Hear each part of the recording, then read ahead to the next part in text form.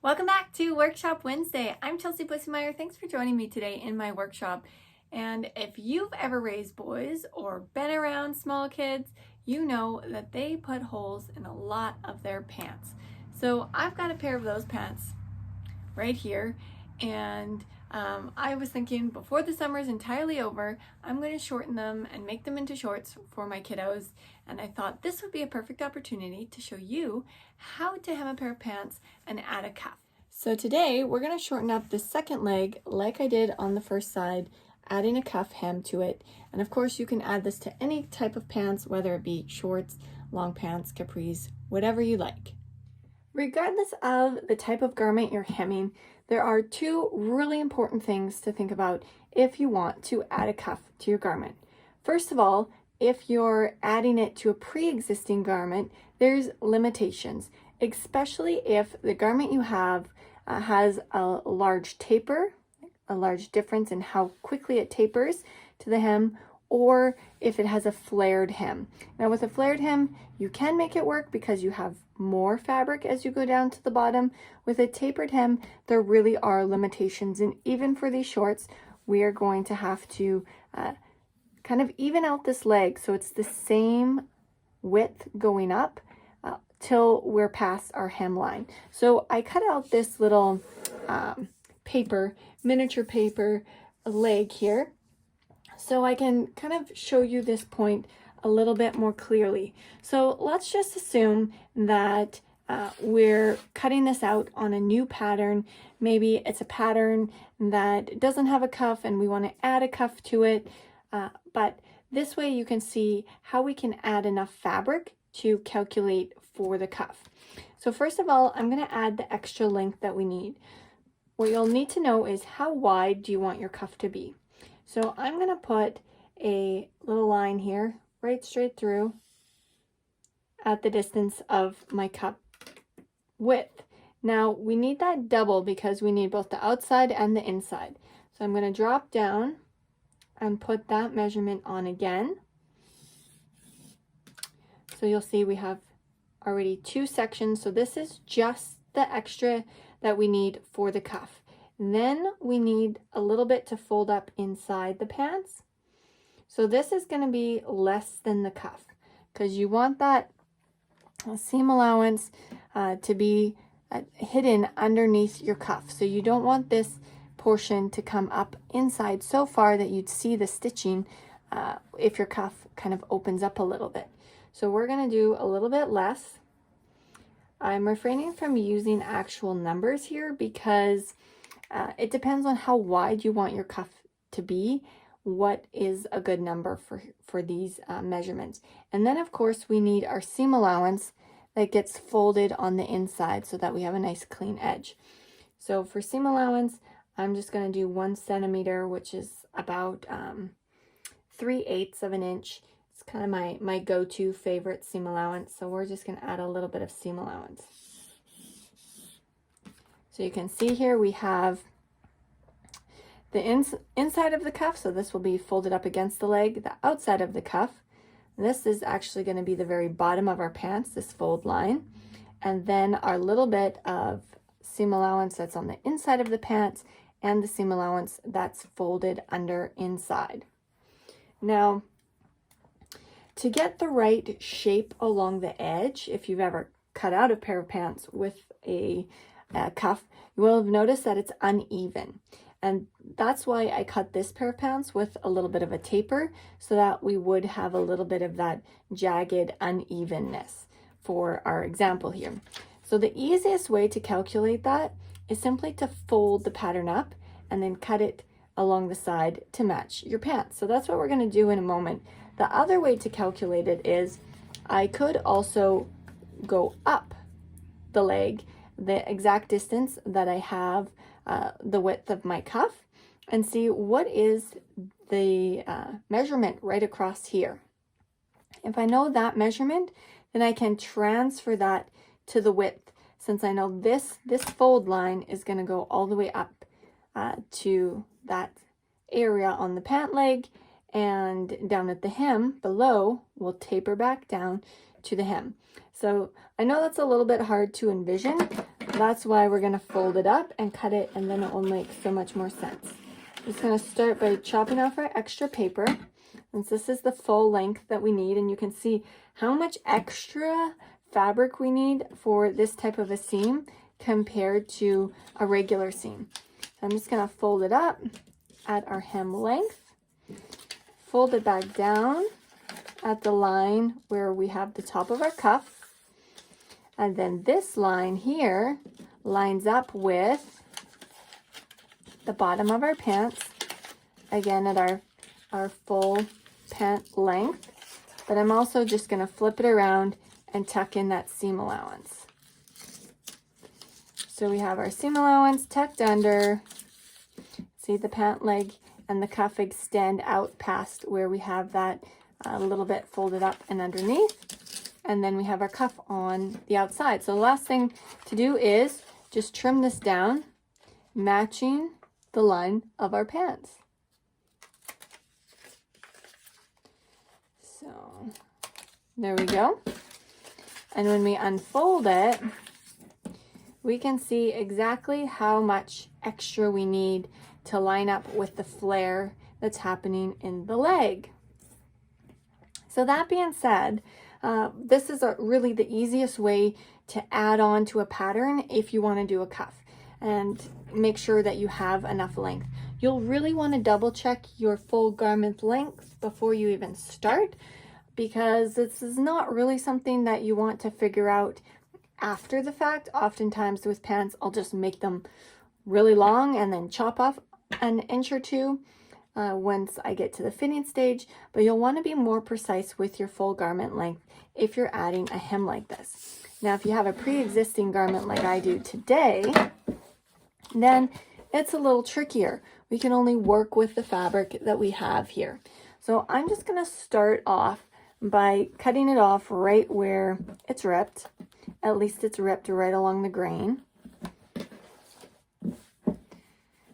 It's a tiny bit thinner already above there, but that's just going to be tucked underneath in the seam allowance, so it's not really going to affect the look of these pants. So I should be able to get at least the rest of the summer this year for my older son, and then next year they'll be great for my younger son. So I'm just going to finish trimming this off just nice and straight. Always want to make sure that you're really square as you go off the leg.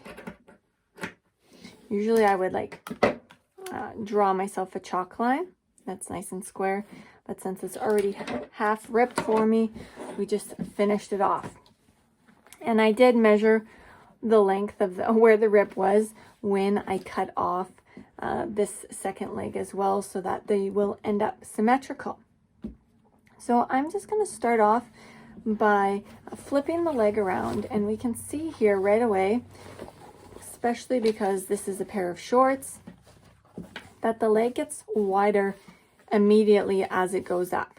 So what we're going to do is we're going to just square it off so that we don't need that extra fullness, but we'll just make the leg a little skinnier, a little narrower, and make it symmetrical as it goes up.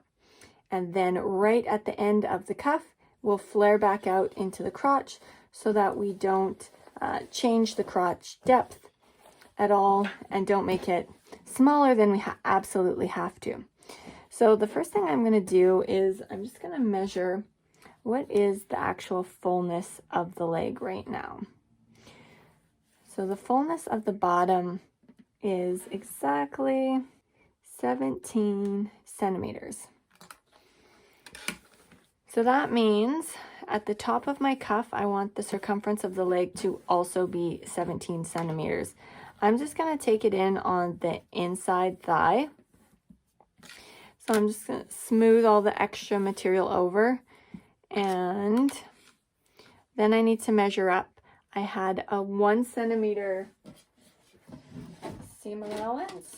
So I'm going to draw all of the lines on here again too, just for the visual. So this is my seam allowance that's going to fold under.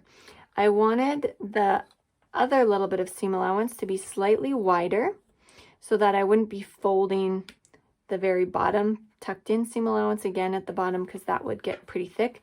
I want my folded over part to end before the cuff folds up. So for the second line, I'm gonna pull it up and kind of set it at about 1/2 inch. So up just about 1.5 centimeters. So I've got that little bit of buffer for the folded over part to end. I'm going to slide up again. My cuff itself is going to be 2 centimeters, so just under 1 inch. Since these pants are for small kids, the cuff doesn't need to be too wide. And then my second cuff. So this is the full amount that I need to create that cuff hem. So you can double check it here too. Yep, it's right on the same length as my finished leg already is. Okay, so next I'm going to measure just in a right angle from this edge and bring it up so that it's only 17 centimeters as well here at the top. So I do need to remove just a tiny little bit just to square it off. So right from that edge. And since this is folding up into the leg, I need to fold up, or I need to bring it in rather, make sure that that 17 centimeters is still the measurement of the leg where the cuff is folded up to on the outside. So I need to sharpen my chalk here. My lines are way too fat. Okay, so I'm just gonna bring the leg or the inseam straight up the leg, and then once I get to this point where my cuff is going to end, I'm going to taper it really quickly down into the leg. That's what I did on this side. So you can kind of straighten out the leg if you do have a pair of pants and that's already cut, but you are definitely limited as to what type of garments you can actually add a cuff to after the fact.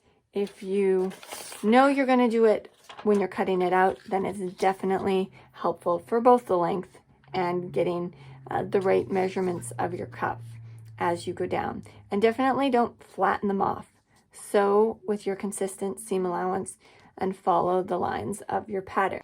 Okay, so I squared off the leg and blended it in before the crotch, so I didn't adjust the crotch depth. And if you're one of my fitting fashion or club member students, you might notice this little corner here and be like, why didn't she have a harmonious curve?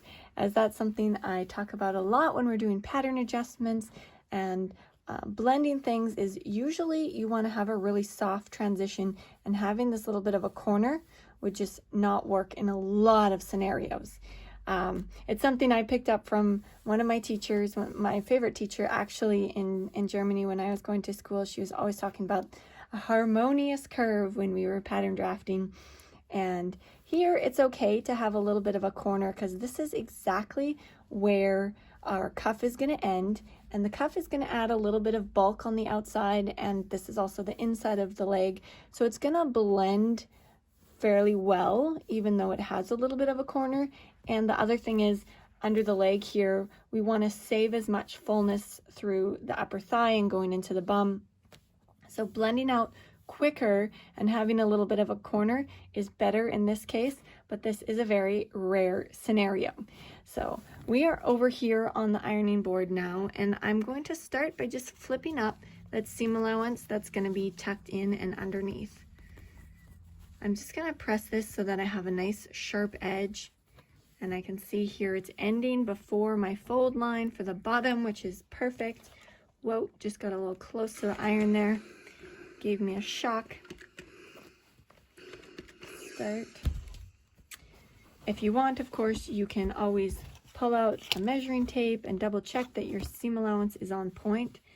It's super helpful to have that seam allowance pressed down already, so you don't have to worry about it as you're working on the project. I'm just going to flip the seam allowance from the inseam over the other way.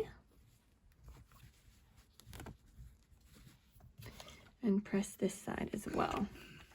This side is a little more frayed since it had the hole on it. So we've got our seam allowance pressed. So we'll flip back over where we have our white lines. And I'm gonna go next and fold it all the way up. You might also notice here that I'm leaving this extra seam allowance in here. If you do find when you're folding that it's like too much bulk and you need to remove some of that extra seam allowance, go ahead and do that. But for this pair, I can just leave it on the inside. Next, we're gonna fold it right at the top of our cuff. So this again is the bottom of the line where it's gonna tuck underneath the hem so that our seam allowance is on the inside of the leg. And this is the top of our cuff. And then this is kind of the inside of the cuff where it folds at the leg. Here's our other cuff. So that is the line that's gonna be inside the cuff here. So I'm gonna fold it at this middle line. This distance should be exactly your cuff width with that extra bit that you want to tuck inside the pants. So for me, this is about 3.5 centimeters. My 2 centimeter cuff plus my 1.5 centimeters of the seam allowance that gets tucked in. Make sure the fabric is distributed properly and the width is consistent. Here's a little wider. There we go. Just gonna double check the other side because it's not really moving around on me, so I'm gonna press both sides at the same time. But I wanna make sure that both sides are actually accurate with my measurements that I'm going for. Okay, so let's press this. And we're still working on the inside of the leg. I've got the shorts inside out. Depending on what kind of a machine you have, you may want to stitch it with the shorts inside out, or you may want to turn it around. For me, because I am typically always using my industrial machine, which doesn't have a free arm, I like to flip it the right way around again and then stitch inside the circle. Since it's very tight, this way I can make sure that I'm not catching layers that I don't want to, and close it up.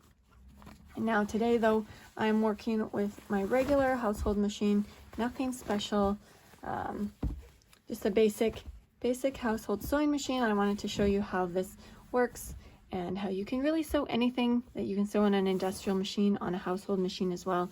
There's just a few differences. So since I do have the free arm on this machine, I'm gonna just go ahead and sew it this way, so inside out, and then stitch this seam allowance down. Okay, now that we have our hem stitched down all the way around the leg, we can flip our pants around here.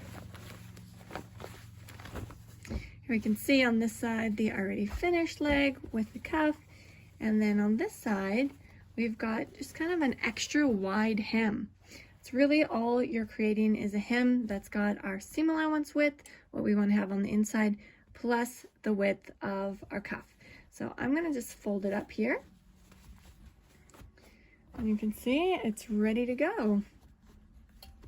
If you want to kind of have the versatility of having either that wide hem or having a cuff, then you can just leave it like this, and you've got a little bit of flexibility there. If you want to have kind of a sharper edge where it folds right in this transition underneath, then of course you can just press it down, make it nice and sharp. You can also tack the sides.